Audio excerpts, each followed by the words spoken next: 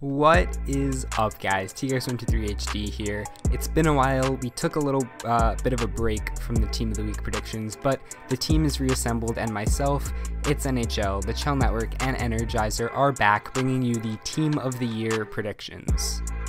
We skipped the Community Team of the Year, but we are going to do predictions for the Defensive Team of the Year, Young Guns Team of the Year, and Offensive Team of the Year, and since the Defensive Team of the Year is the next one out, we're going to start with those for our predictions.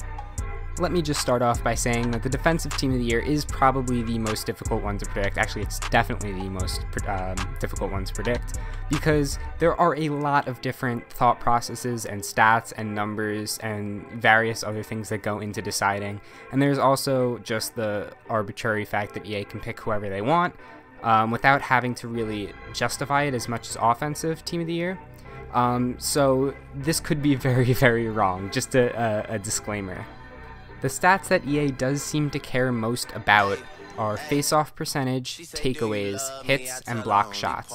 That's mainly the stats they've used for determining the defensive line on the Team of the Week, so those are the stats we're mostly going to focus on for determining the Defensive Team of the Year predictions. We've also seen in previous years that they just go by name sometimes. Not last year as much, but years before that, players like Jonathan Toews, Anze Kopitar seem to make it, Patrice Bergeron, seem to make it year after year after year just because they're well known as being great defensive forwards, even if the numbers don't line up. So we did take into consideration if a player is a big name player versus a not as well known player or not as high rated player. Also, the stats used in this video are not 100% up to date. They are from a couple of days ago when we made our picks, but that shouldn't make much of a difference. So without further ado, here are our best guesses for the Defensive Team of the Year. We're going to start with the forwards like we normally do, and our first forward is Patrice Bergeron. It's hard to imagine a Defensive Team of the Year without Bergeron on it. He is a perennial Selke finalist, and deservedly so. This season, he had 48 takeaways, 40 block shots, and won 57% of the faceoffs that he took. The next forward is Jeff Skinner. Skinner currently leads all NHL forwards with 80 takeaways. The third forward, from the Florida Panthers, Alexander Barkov. Barkov has had an incredible season both offensively and defensively. He currently has 69 takeaways, 52 block shots, and a face-off win percentage of 54%. The fourth forward is Dallas Stars winger Jamie Benn. Benn has been a pretty common face on the second line of the Team of the Week this season. He has 57 block shots, 117 hits, and 52 takeaways. The next forward, from the Buffalo Sabres, Ryan O'Reilly. O'Reilly's 54 takeaways and 40 block shots are impressive, but what's most impressive is his 61% face-off win percentage. Finishing off the second line of forwards is Anze Kopitar. Aside from Kopitar's reputation as a really good defensive forward, he also has the numbers to back up this prediction, including 43 takeaways and 58 block shots, as well as a 54% face-off win percentage.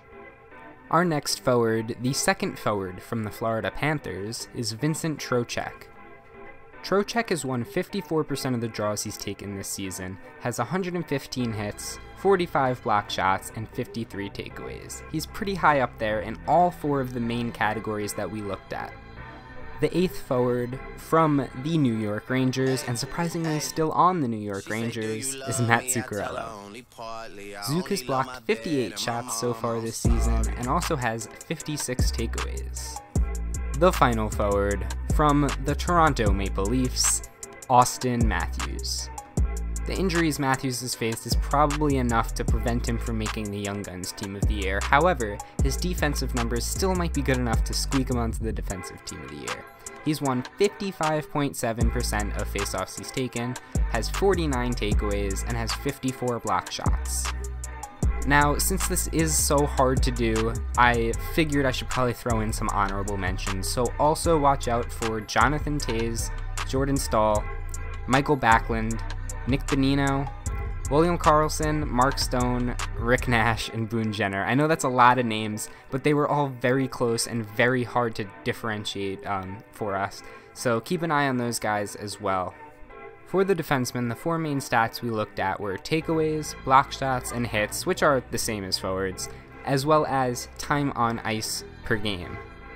The first defenseman from the St. Louis Blues is Alex Pietrangelo.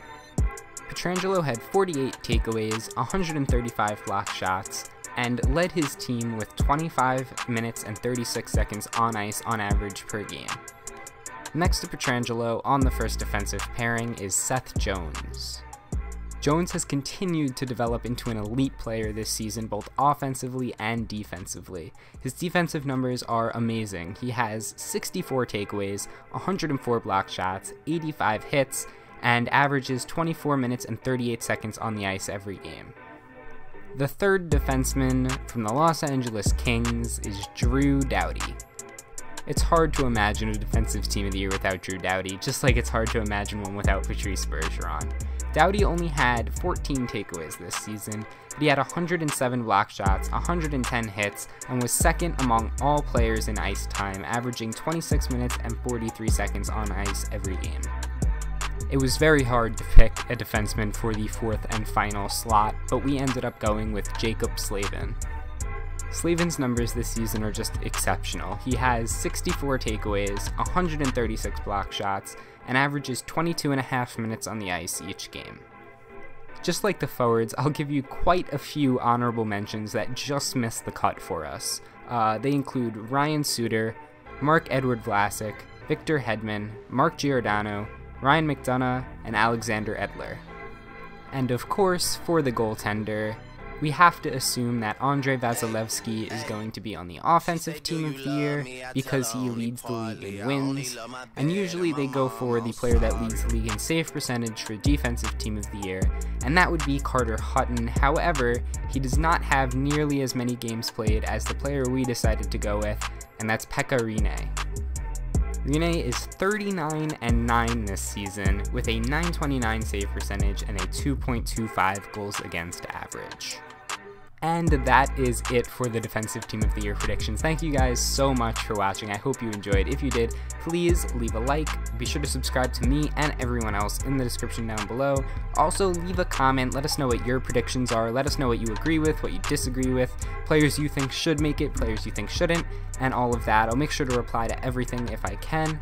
And I'll see you guys next week for the Young Guns Team of the Year predictions.